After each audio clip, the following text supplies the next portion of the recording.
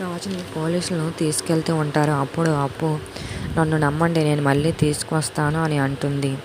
అనామిక మాత్రం నిన్ను ఉరికంబం ఎక్కించే వరకు వదలను అని అంటుంది. నేరుగా మన ఇంటికి వచ్చి పోలీసులతో కేసు పెట్టించింది అని రాజ్ కావ్యతో జైల్లో ఉంటూ మాట్లాడుతూ ఉంటాడు. మీడియా వాళ్ళు కూడా వాళ్ళతో పాటు వచ్చారు.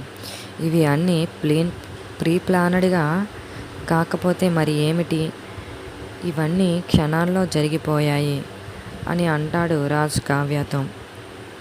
అనామిక కావ్యతో, నా భర్త సామంత్ని చంపింది నీ భర్తే, రాజుని వదిలిపెట్టను అని అంటుంది. కావ్యతో అనామిక అంటుంది అలాగా.